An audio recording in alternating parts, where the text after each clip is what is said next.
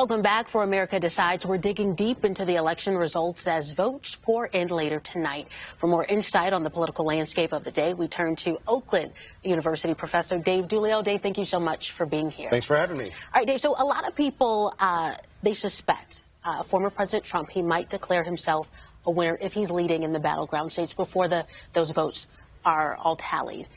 Why do you think we may not know the results tonight? Well, I think it's just going to be tough to get everything counted. And when things are so close, we have to wait until literally every ballot is counted. In previous elections, we've seen a candidate with such a wide margin that in the votes that have been counted at a certain point in the night, that those that are left over make it impossible to overtake that lead. But if it's as close as we think it's going to be, we're going to have to wait until every single ballot's counted. So if he or Kamala Harris were to declare themselves a winner prematurely, is that confusing? Does it kind of interfere with the process? Oh, I'm sure it would confuse voters. Mm-hmm. I mean, and folks at home that see the information coming in from the press, whatever they're following, that maybe there's 70% of the vote counted, and somebody says that they're the winner. I think that we need to have some patience tonight, and even into tomorrow. Patience is a good thing. And elaborate on that a little bit. How exactly do you see things playing out tonight? Well, I think it's going to be a long night. Mm-hmm. I have never seen an election where it has been so close, so late, in every one of the battleground states, right? These 7 states that are out there, Nevada, Arizona, Georgia, North Carolina, Pennsylvania, Wisconsin, and yes, Michigan, those are the 7 states that are going to decide this thing, and they are all within a point or two. So it's really about the candidate that can cobble together the block of states that gets them to those 270 electoral votes that they need. And we're not going to know what that path is until very late tonight or early tomorrow morning. Yeah, and people have until 8 tonight, right?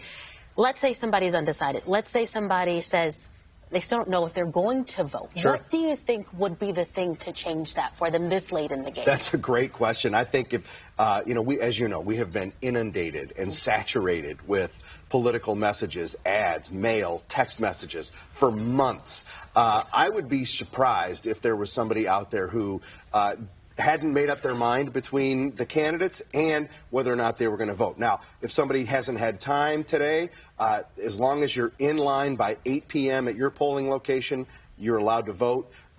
So if you haven't made up your mind, you've got a little less than 4 hours to do so. A little time left. All right, so how significant is Michigan in this election? We know it's a battleground state, but what exactly does this mean? Sure, we're in that mix of states that, as I said, is going to decide this thing. And whoever wins Michigan is going to get 15 electoral votes to add to their tally. And it's really about, which block of states can a candidate collect today in the results that helps them get to 270. Michigan is going to be part of that calculation for one of the candidates, and we might be the tipping point state that puts one of the two over the top. Yeah, we saw both candidates really campaigning here in Michigan. Do you think that is something that is going to play a role in who wins tonight? Well, I think candidates speak about their strategy with their resources and how they spend those resources. They spent a bunch of money here, and they also spent a lot of time. I think that speaks to 2 things. Number 1, how close it is, and number 2, how badly they want to have Michigan in their column. Is there one block of voters in particular that you think really needed the push, really needed to see those candidates in front of them on a regular basis? I think it's really hard to narrow it down when it's so close to one block of voters. I think there are any number of interesting dynamics that are at play and have been for a couple of weeks or months even, right? I think Arab American voters, it's going to be fascinating to see what the turnout numbers and results are in Dearborn Heights, and Hamtramck. I think young voters, very interesting to see what their turnout levels are. Union voters in Macomb County, all African American voters in Detroit. I think that all of those are really constituencies, key groups of voters, where one small shift or a couple of small shifts within those groups toward one candidate, away from the other, or maybe choosing not to vote at all can really have a big impact on the final outcome.